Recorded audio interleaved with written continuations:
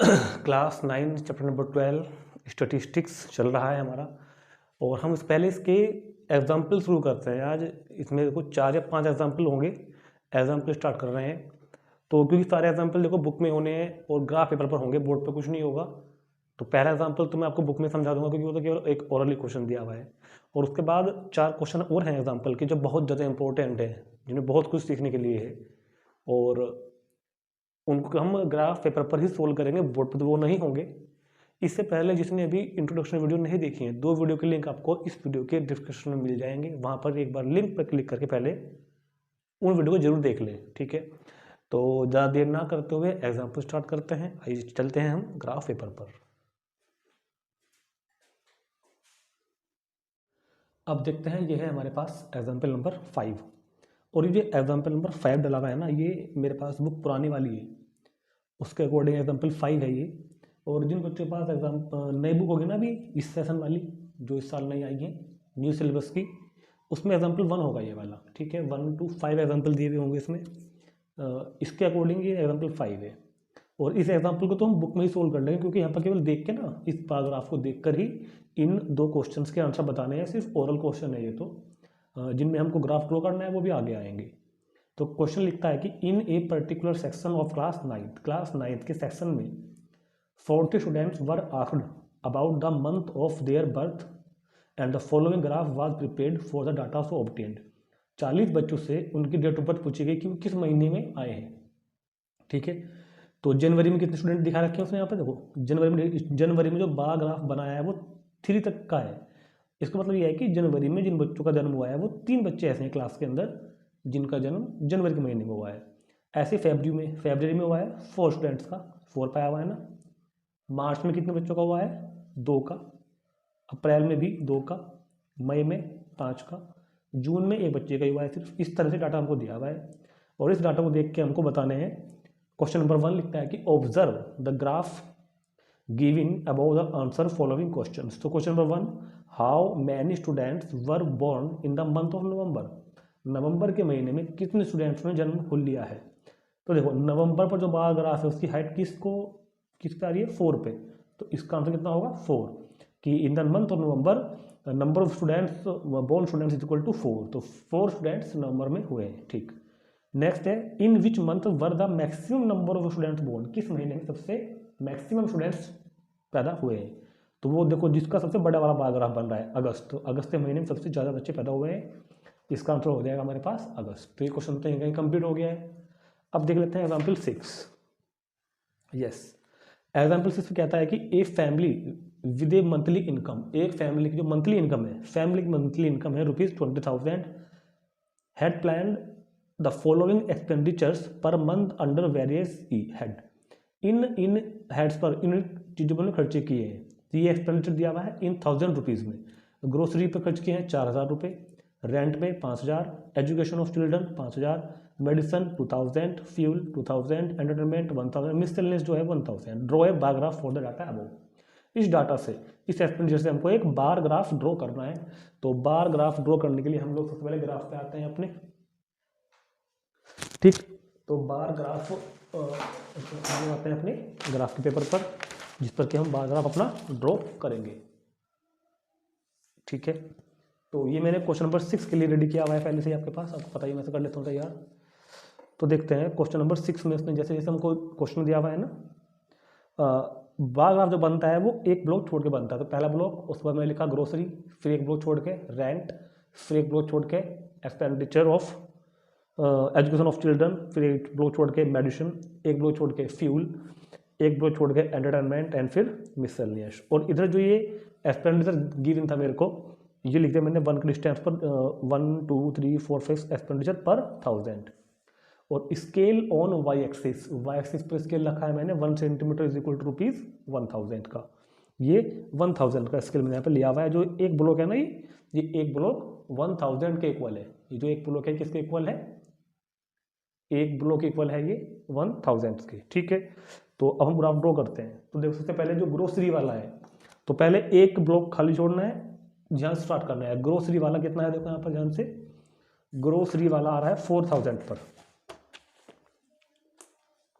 यहाँ देख लेते हैं ना, ग्रोसरी वाला कितने पर आ रहा है 4000 पर। तो ग्रोसरी वाले की जो हाइट होगी कहाँ तक जाएगी, ग्रोसरी वाले का हाइट यहाँ से स्टार्ट करेंगे हम लोग, और ग्रोसरी वाला जाएगा हमारे पास 4 तक का, ये था यहाँ तक। ये कितना होगा बार ग्राफ हमारा 4000। तो इसको हम इस तरह से ऐसे रेक्टेंगल ड्रॉ कर देंगे, इसका बार ये बन गया बार। तो ये हमारा बन गया ग्रोसरी वाला। नेक्स्ट है फिर रेंट। रेंट कितना है 5000।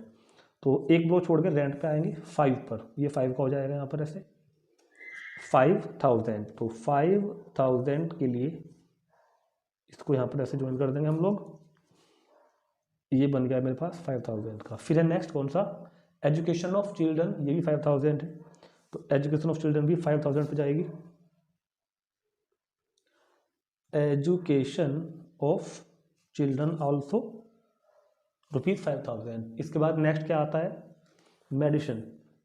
मेडिसिन कितना है 2000, और फ्यूल भी 2000। मेडिसिन भी 2000 पे है, फ्यूल भी 2000 है। तो मेडिसिन 2000, इसको ऐसे मैं कंप्लीट कर दिया। और फ्यूल भी कितना है हमारे पास भैया 2000। ठीक। नेक्स्ट है एंटरटेनमेंट 1000 एंड मिसलेनियस आल्सो 1000। तो 1 तो ये वाला हो जाएगा ना, तो मैं ऐसे कर दूंगा बस बिना स्केल की। ये हो नहीं रहा भाई, कोई बात नहीं। तो दोनों को मैंने एक साथ पूरा कर दिया 1000, मिसलेनियस और एंटरटेनमेंट। तो ये हमारा बार ग्राफ का डाटा कंप्लीट हो गया है। 4000, 5000, 5000, 2000, 2000, 1000 एंड 1000। तो ग्रोसरी, रेंट, ये education of children, medicine, fuel, entertainment और मिसलेनियस। तो क्वेश्चन नंबर एग्जाम्पल नंबर 6 इस बुक के हिसाब से, आपके पास अगर नई बुक है उसमें होगा ये एग्जाम्पल नंबर 2। तो ये बन गया है हमारा बार ग्राफ। अब हम शुरू करते हैं नेक्स्ट एग्जाम्पल इस बुक के हिसाब से, एग्जाम्पल नंबर 7। ये दिया हुआ है हिस्टोग्राम के लिए, एग्जाम्पल नंबर 7। इसमें कह रहा है कि हिस्टोग्राम हमको बनाना है।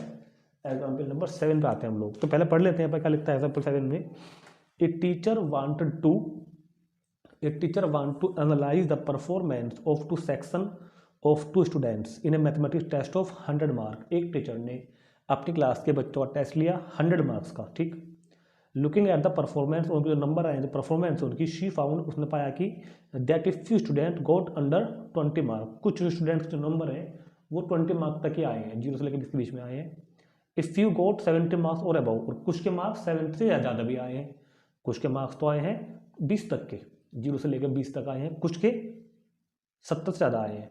So she decided group them into interval और वेरिंग साइज, उसने इन नंबर्स को इंटरवल में डिवाइड कर दिया इस तरीके से 0 to 20, 20 to 30 and so on, 60 to 70, 70 to 100। Then she form the following table. तो जिन बच्चों के नंबर आए हैं 0 से लेकर 20 के बीच में, ऐसे नंबर ऑफ स्टूडेंट तो 7 है। जिनके बाहर का है 20 to 30 ऐसे 10 है। जिनके नंबर 30 to 40 वो भी 10 हैं। 40 to 50 20, 50 to 60 20, 60 to 70 15, और 70 से जो अबव है, जिनके नंबर 70 से ज़्यादा हैं, ऐसे बच्चे कितने हैं क्लास के अंदर 8। मतलब 70 से 100, 70 अबव का मतलब क्या हुआ, जिनके मार्क्स 70 से 100 तक के हैं वो बच्चे कितने हैं 8। तो कह रहा है कि ए हिस्टोग्राम फॉर दिस टेबल, इसको हमको एक हिस्टोग्राम बना कर दिखाना है इस चीज़ के लिए।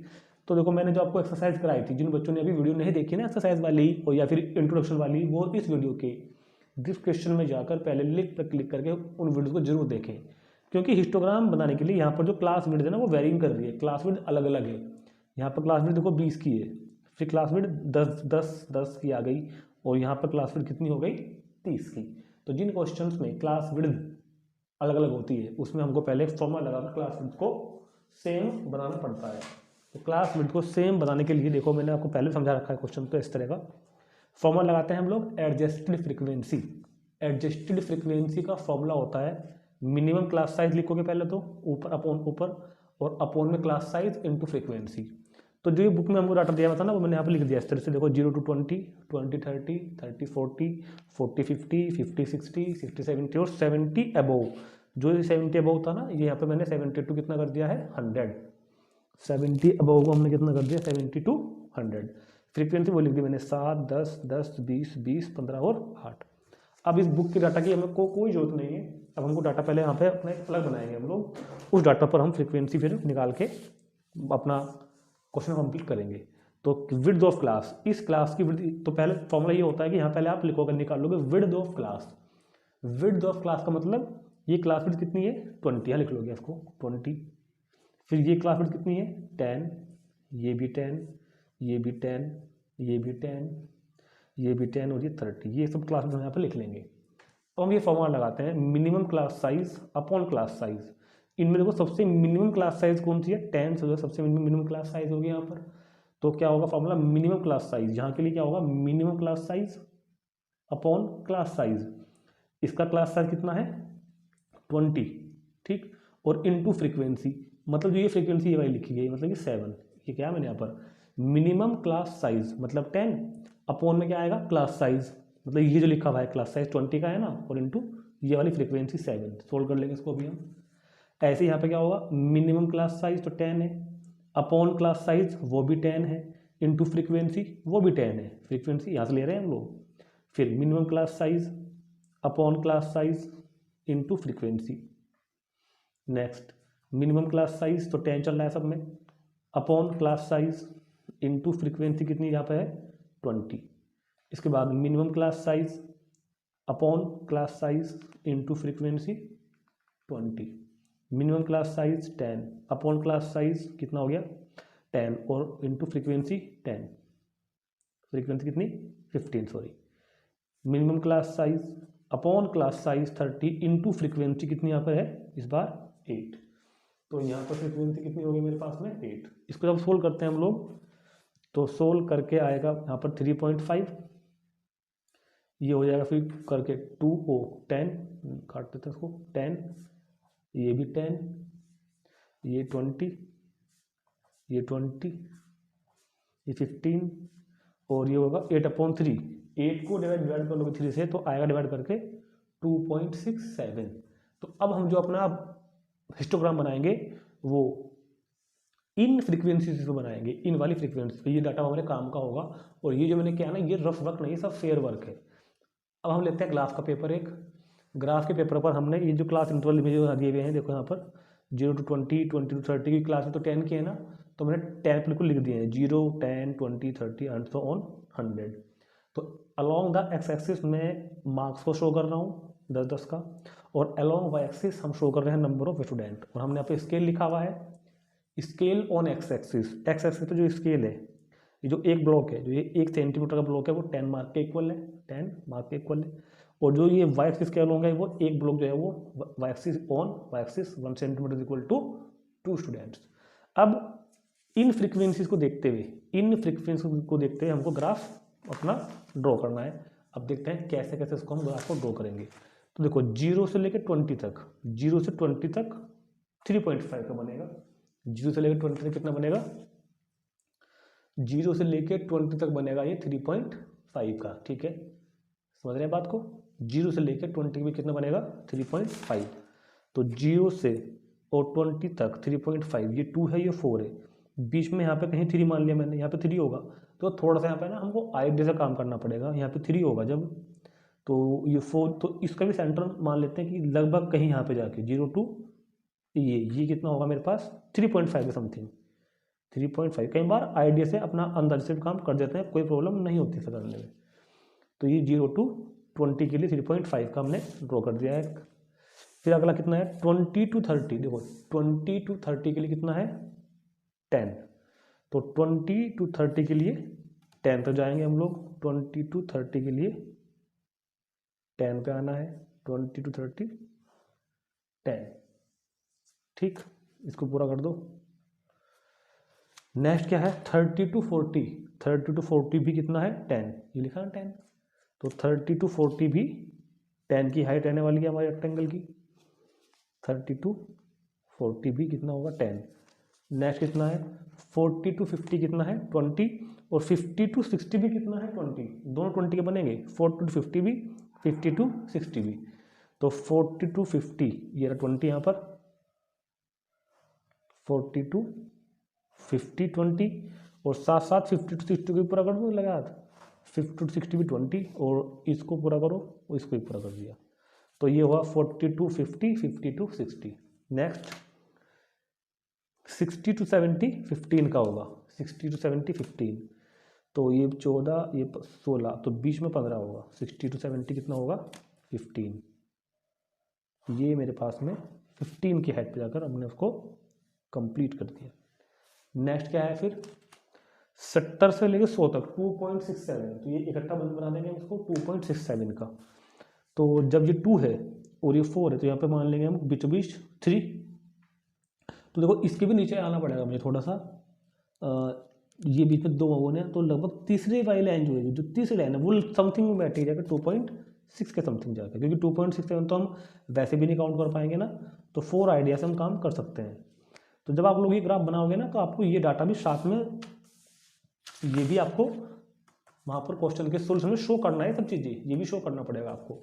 तो जैसे ये आपका जो हिस्टोग्राम है ये पूरा का पूरा कंप्लीट सिस्टम बन चुका है, इसमें कोई भी कमी नहीं है, बिल्कुल एकदम परफेक्ट है हर तरीके से। तो इसको आप नोट कर लेंगे और फिर शुरू करते हैं एग्जाम्पल नंबर 8 फ्रीक्वेंसी पॉलीगन वाला। ठीक है, तो अब आते हैं हम एग्जाम्पल नंबर 8 पर, और एग्जाम्पल नंबर 8 में वो बोलता है हमसे, कहाँ गया, ये रहा, बहुत आसान एग्जाम्पल है। Example 8, consider the mark out of 100 obtain by 51 students of a class in a test. एक क्लास के 51 स्टूडेंट्स के 100 में से जो नंबर आए हैं वो दिया हुआ है हमको उसने 0 to 10। जिन बच्चों के नंबर 0 से 10 के बीच में आए हैं ऐसे बच्चे 5 हैं, जिनके नंबर 10 से 20 के बीच में आए हैं ऐसे बच्चे 10 हैं। इस तरह का डाटा दिया हुआ है और कह रहा है कि draw a frequency polygon corresponding to this frequency distribution table. इस फ्रीक्वेंसी डिस्ट्रीब्यूशन टेबल को देखते हुए हमको फ्रीक्वेंसी पॉलीगन एक ड्रॉ करना है। ठीक, तो देखो जब मैंने आपको इंट्रोडक्शन समझाया था और जब मैंने आपको एक्सरसाइज में क्वेश्चन कराए थे तो 2 तरह के फ्रीक्वेंसी पॉलीगन मैंने आपको बताए थे, विद हिस्टोग्राम और विदाउट हिस्टोग्राम। अभी यहाँ पर तो नहीं लिखा, क्वेश्चन में तो नहीं लिखा कि विद हिस्टोग्राम वाला है या विदाउट हिस्टोग्राम वाला है, यहाँ सिर्फ लिखा है ना कि draw a frequency polygon to this frequency table. मगर जब हम क्वेश्चन नंबर अगला वाला करेंगे ना, जब हम ये अगला क्वेश्चन करेंगे ना क्वेश्चन नंबर 9, तो वहाँ लिखा हुआ होगा draw a frequency polygon without constructing histogram. तो जब आपको स्पेशली लिखा हुआ है कि विदाउट वाला बनाना है या विद वाला बनाना है तब तो आपको वह बनाना पड़ेगा, मगर फिलहाल क्वेश्चन में नहीं लिखा तो आपकी इच्छा है आप कैसे भी बना सकते हैं। तो विदाउट हिस्टोग्राम तो हमको इसमें बनाना ही है, यहाँ पर हम बनाते हैं विद हिस्टोग्राम वाला। वैसे मैंने आपको एक्सरसाइज में सब कुछ अच्छे से समझाया हुआ है, हर तरह क्वेश्चन करवाए गए हैं, जिन बच्चों ने अभी नहीं देखे हैं क्वेश्चन नंबर जो एक्सरसाइज में दिए गए हैं कुछ, ठीक है, तो पहले वो वीडियो को देख लेंगे उनके एक बार, उनको अच्छी तरह बिल्कुल क्लियर हो जाएगा कि विद हिस्टोग्राम और विदाउट हिस्टोग्राम में फ्रीक्वेंसी पॉलीगन कैसे बनता है। अभी जो मैं बना रहा हूँ इस क्वेश्चन के लिए बना रहा हूँ मैं विद हिस्टोग्राम वाला, पहले हिस्टोग्राम बनाऊंगा उसके ऊपर ही फ्रीक्वेंसी पॉलीगन। तो बहुत ही सिंपल सी बात है, ये मेरे पास ग्राफ पेपर हो गया। और देखो यहाँ पर किंग वगैरह कुछ डालने की जरूरत नहीं है क्योंकि कंटिन्यूस दिया हुआ है 0 से लेकर 10, 10 to 20 और कहाँ तक है यहाँ पर 100 तक। तो ये मैंने यहाँ लिख लिया है 0, 10, 20 to 100 मार्क्स है यहाँ पर। तो ये तो हमारे पास मार्क्स हो गए और नंबर ऑफ स्टूडेंट्स को हमने 1 के डिस्टेंस पे लेते हुए 1, 2, 3, 4 अप टू 10, क्योंकि जो ज़्यादा स्टूडेंट मेरे पास 10 तक की रेंज में आ गए हैं। स्केल ऑन एक्स एक्सिस पर जो एक ब्लॉक है ये 10 मार्क के इक्वल है, 1 centimetre is equal to 10 mark. और जो वाई एक्सिस क्या लोग हैं 1 centimetre is equal to 1 student, ये भी मेरे पास बन गया है।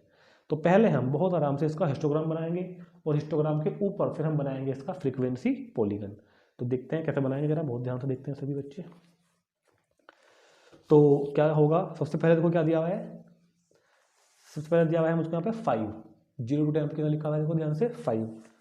तो 0 to 10 पे जो 5 दिया हुआ है, 0 to 10 पर जो, इसको यहाँ रख लेते हैं ऐसे, 0 to 10 पे 5 दिया हुआ है, अपने बुक में पास रख लेना आप लोग। 0 to 10 पे दिया हुआ है कितना 5, तो 5 पर इसको इस तरह से हम लोग कर देंगे। 0 to 10 पे दिया हुआ है मुझको इसने कितना 5। अब आगे चलते हैं, अब दिया हुआ है नेक्स्ट 10 to 20 पे कितना है 10, 10 to 20 पे 10, 10 ये रहा ऊपर, 10 to 20 पर 10 to 20 पर 10 चलिएगा। फिर नेक्स्ट कितना है 20 to 30 पर, देखो इस बार ना सारे के सारे जो मेरे पास हैं वो सेम क्लास विड्थ के हैं, तो इस बार हम डायरेक्ट बनाएंगे। एग्जाम्पल जो पहले वाला मैंने किया था उसमें तो क्लास विड्थ अलग अलग थी, तो पहले फॉर्मूला लगाकर हमको एडजस्ट करनी पड़ी। 20 to 30 पे कितनी है 4, तो 20 to 30 पर 4 पे आ जाएंगे हम लोग, 20 to 30 पर 4। अब है कितना नेक्स्ट में 30 to 40 पर 6, 30 to 40 पर 6 ये हो गया यहाँ पर, 30 to 40 पर 30 to 40 पर ये हो जाता है भैया जी 6। नेक्स्ट 7, 40 to 50 पर है कितना 7, तो 40 to 50 के बीच में 7 हो गया। फिर है कितना 50 to 60 पर 3, 50 to 60 पर 3, तो ये 3 का होगा, 50 to 60 पर 3। फिर 60 to 70 2 और 70 to 80 भी 2, 60 to 70 पर 2, 60 to 70 पर 2 और 70 to 80 भी कितना है 2, दोनों ही यहाँ पर ये वाले 2 की हाइट में लेके जाकर। फिर अगला 80 to 90 पर कितना है 3, 80 to 90 पर 3, 3 ये हो जाएगा इधर, 80 to 90 पर कितना हो जाएगा 3, 90 to 100 पर 9, 9 यहाँ पे 9। तो ये हमने पहले हिस्टोग्राम बनाया, अब इस हिस्टोग्राम के ऊपर ड्रॉ करेंगे फ्रीक्वेंसी पॉलीगन। अब देखो हिस्टोग्राम के ऊपर फ्रीक्वेंसी पॉलीगन के लिए मैंने आपको समझाया था कि जितने भी हमने रेक्टेंगल्स बनाए हैं ना इन सब के मिड पॉइंट पे पहुंच जाना है। कहाँ पहुंच जाना है मिड पॉइंट पर। तो देखो इस वाले का मिड पॉइंट कहाँ होगा, ये जो है ये मिड पॉइंट होगा, इसका पहला मिड पॉइंट को हम ऐसे प्लॉट कर लेंगे पहला। अब इसके मिड पॉइंट पे आ जाओ, ये इसका मिड पॉइंट हो गया। अब इसके मिड पॉइंट पे आ जाओ, अब इस वाले के मिड पॉइंट पे आ जाओ, अब इस वाले के मिड पॉइंट पर आ जाएगा इस वाले का मिड पॉइंट, अब इस वाले का मिड पॉइंट, इसका भी मिड पॉइंट, इसका भी मिड पॉइंट, सभी के मिड पॉइंट ले लेंगे हम लोग। और अब इन सबके मिड पॉइंट को लाइन सेगमेंट से ज्वाइन कर देंगे, सभी के मिड पॉइंट्स को क्या कर देंगे लाइन सेगमेंट से ज्वाइन कर देंगे। तो इससे स्टार्ट करेंगे ना, इसको पहले यहाँ पे ज्वाइन करेंगे इस तरीके से। चलो अब बहुत सावधानी से यहाँ पर कोई छूट ना जाए, ठीक है। इसको अब यहाँ पर करेंगे इस तरीके से, ये वाला यहाँ, ये वाला यहाँ, ये पैरेलल, ये वाला यहाँ, ये वाला यहाँ। चलो ये हमारा हमने सारे मिड पॉइंट्स को ज्वाइन कर दिया है, मगर अभी क्वेश्चन कंप्लीट नहीं हुआ है। जब हम फ्रीक्वेंसी पॉलीगन बोलते हैं ना, पॉलीगन एक क्लोज्ड फिगर, पॉलीगन जो होती है क्लोज्ड फिगर होती है। अब ये क्लोज तो नहीं हुई ना, ये क्या हमने इसको बंद कर दिया क्या, ये फिगर क्लोज जो मैंने रेड पेन से बनाई है अभी भी फ्रीक्वेंसी पॉलीगन, ये भी क्लोज नहीं हुआ है। और देखो ये बहुत बड़ी प्रॉब्लम है, कई बच्चों को नहीं पता होता कि इनको खत्म कहाँ करना है, इनको एंड कहाँ पे करना है, इस एंड पॉइंट को कहाँ ज्वाइन करना है यहाँ पे लाके, और इस एंड पॉइंट को कहाँ ज्वाइन करना है। ये बात बहुत बड़ी है, समझने की बात है ये वाली कि इन एंड पॉइंट्स को आपको ज्वाइन कहाँ करना है। तो बहुत ध्यान समझना, जब आप इनको एंड पॉइंट्स को अगर आपने ही छोड़ देना इनको ऐसे, तो क्वेश्चन आपका इनकम्प्लीट माना जाएगा, नंबर कटने के चांसेस पूरे पूरे यहाँ पे होंगे। तो बहुत ध्यान समझना है कि इनको एंड कहाँ पे करना है। आपको करना क्या है कि जो भी क्लास विड्थ चल रही है इसी क्लास विड्थ का एक इंटरवल आगे एक्सटेंड कर लेना 110, और इसी क्लास विड्थ का एक इंटरवल पीछे की तरफ एक्सटेंड कर लेना, मतलब माइनस कितना हो जाएगा यहाँ पे माइनस का 10, ठीक। एक इंटरवल इस एक्सटेंड किया सेम क्लास विड्थ का, और एक इंटरवल इस एक्सटेंड किया आपने सेम क्लास विड्थ का। अब इन दोनों के मिड पॉइंट पे आ जाओ बस, ये इसका मिड पॉइंट और ये इसका मिड पॉइंट, और इन दोनों मिड पॉइंट्स को ही आप लोगों को ज्वाइन कर देना है बस। सेम क्लास विड्थ का क्लास इंटरवल एक पहले ले लेना है एक बाद में, और इनके जो मिड पॉइंट्स हैं इसको आप यहाँ पर ज्वाइन करोगे इस तरीके से, और इस वाले को आप यहाँ पर ज्वाइन करोगे इस तरीके से, तो जाके आपका क्वेश्चन कंप्लीट एकदम। अब ये क्वेश्चन आपका पूरी तरह कंप्लीट है, इसको हम लोग फ्रीक्वेंसी पॉलीगन बोलते हैं विद हिस्टोग्राम। कौन सा होगा ये, फ्रीक्वेंसी पॉलीगन विद हिस्टोग्राम, ठीक। तो ये क्वेश्चन बिल्कुल कंप्लीट हो चुका है। अभी हम देखते हैं इसका लास्ट एग्जांपल, जो है मेरी बुक में नंबर 9 है, हो सकता है आपकी बुक में एग्जांपल नंबर 5 हो नई वाली बुक में। तो शुरू करते हैं इसका एग्जांपल नंबर कौन सा 9। एग्जांपल नंबर 9 कहता है कि in a city the weekly observation made in a study on the cost of living index are given in the following table. Cost of living index में जो गिवन टेबल का data दिया हुआ है 140 to 50, number of weeks 5, 150 to 60 10, 160 to 70 20, ये data दिया हुआ है। Draw a frequency polygon for the data above without constructing A histogram. Histogram नहीं बनाना है, डायरेक्ट फ्रीक्वेंसी पॉलीगन ही आपको बनाना है। तो कैसे बनेगा देखते हैं अभी। उसके लिए ना पहले हम लोग क्लास मार्क फाइंड करेंगे। तो देखो मैंने पहले ये को तो लिख लिया है, कॉस्ट ऑफ लिविंग का जो क्लास इंटरवल इधर लिख लिया है, नंबर ऑफ वीक्स मैंने इधर लिखा है। पहले फाइंड करूँगा मैं क्लास मार्क। क्लास मार्क कैसे फाइंड करते हैं, मैंने फॉर्मूला बताया था ना आपको। क्लास मार्क का फॉर्मूला होता है, ये लिखा है sir, class mark is equal to upper limit plus lower limit upon 2। तो upper limit plus lower limit upon 2 करो, 140 प्लस 150 290 अपॉन 2 करोगे तो 145। तो क्लास मार्क कितना हो गया 145। अपर limit plus lower limit divide by 2 तो 155। ऐसे यहाँ पे 165 175 185 195। तो क्लास मार्क निकाल लिए। अब ये बुक का डाटा हमारे काम का नहीं है, ये क्लास हमारे काम की नहीं है। अब सिर्फ क्लास मार्क और फ्रीक्वेंसी ही हमारे काम की है, जिसको देख के हम अपना फ्रीक्वेंसी पॉलीगन तैयार कर देंगे। तो अब हम ग्राफ के पेपर पर आते हैं। तो क्योंकि इस बार जो डाटा है वो 140 से स्टार्ट हो रहा है, तो जब मैंने बताया था कि डाटा 0 से ना स्टार्ट हो तो आपको क्वेश्चन में पहले किंक डालना पड़ता है, ज़ेड लाइन जिसको बोलते हैं, जिसको मैंने आपको बहुत अच्छी तरह समझाया हुआ भी है। तो क्योंकि डाटा स्टार्ट नहीं हो रहा है 0 से, तो पहले मैं यहाँ पे लिखता हूँ 0। 0 के बाद जो ये लिखा हुआ ना यहाँ पर, ये एक्चुअल में 130 है। ये कितना है यहाँ पे 130, 0 के बाद में, ठीक। और फिर मैंने यहाँ पे लिया 140, 140 के बाद में 140, ये 130 एक्चुअल में 130, 130 के बाद 140। एक कुछ मिस्टेक सी लग रही है, एक सेकंड रुकते हैं। ये 130 नहीं है, ये 135 है, क्योंकि हमने ना देखो एक्स एक्सिस पे जो एक ब्लॉक मैंने लिया है स्केल, एक्स एक्सिस पे जो मैंने एक स्केल लिया है वो लिया है 1 सेंटीमीटर इक्वल टू 5 यूनिट का। किंग क्यों डाला है, क्योंकि हम डाटा को 135 से स्टार्ट कर रहे हैं। 135 140 145 150। देखो बहुत ध्यान से एक्चुअल में होना क्या, जब हम क्लास मार्क फाइंड करते हैं ना, तो पहले आपको यही शो करने हैं 140 150 150 160, मगर ये शो करने हैं आपको एक ब्लॉक छोड़ते हुए।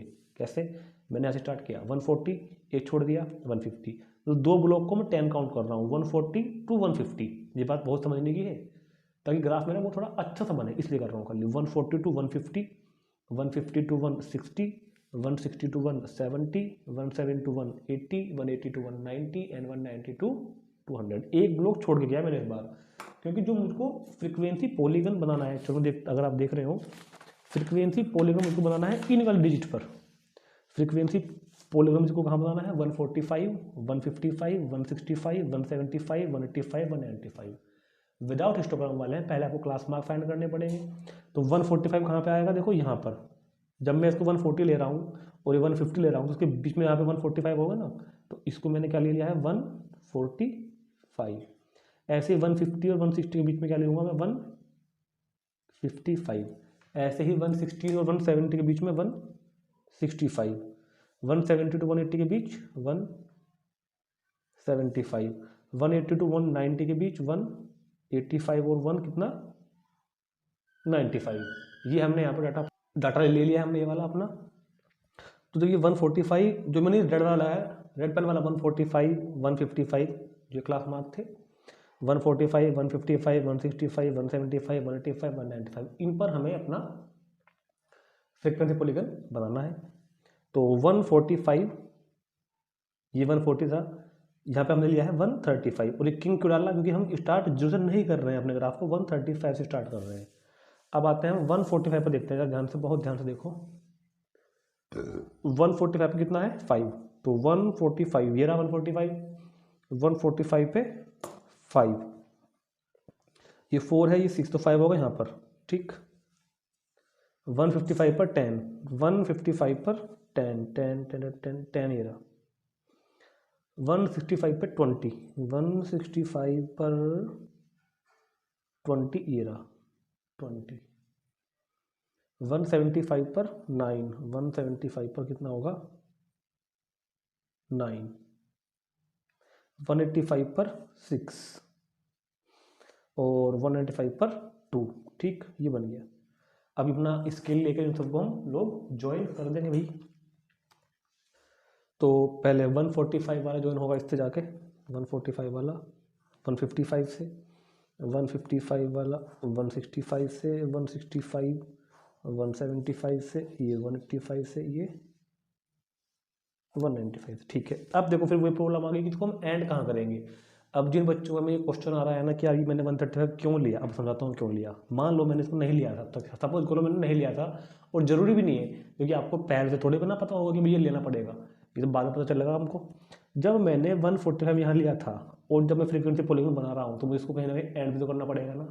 तो एंड करने का तरीका मैंने क्या बताया था आपको कि जो ये 145 to 155 है, इतना ही इंटरवल आप एक आगे एक्सटेंड करोगे और इतना ही इंटरवल आप एक पीछे एक्सटेंड करोगे। तो जो ये 190 है, ये 200 है, तो एक दो ही ब्लॉक का एक इंटरवल आप और बढ़ाओगे अभी आगे 210 तक।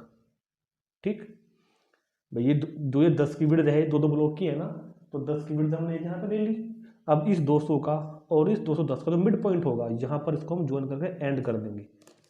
तो यहाँ पर का जो एंडिंग पॉइंट होगा वो होगा 205। यहाँ का जो एंडिंग पॉइंट कितना होगा इसका, यहाँ का जो एंडिंग पॉइंट होगा वो होगा 205। ऐसे इधर का जब ये 145 है, जब ये 195 लास्ट पॉइंट था तो एंड हुआ 25 पर। जब 145 स्टार्टिंग पॉइंट है तो जरा सोच के बताना कहाँ पे एंड होगा, 10 डिजिट पीछे होगा ना, 135 पे एंड करोगे इसको फिर आप। तो 135 हमने यहाँ पर इसलिए लिया था कि हम इसको 135 पर एंड कर सकें, और ये आप ग्राफ आपका ऐसे ही बनना है। ठीक, कभी इस चीज़ को ना हम किंक के ऊपर नहीं ला सकते और किंक को हम पार भी नहीं कर सकते, समझ ये बात ध्यान रखना, कभी आप किंक को पार कर दो इस क्वेश्चन में। ठीक है, तो ये आपका क्वेश्चन नंबर एग्जाम्पल नंबर जो 9 है मेरी बुक के हिसाब से, आपके में 5 होगा।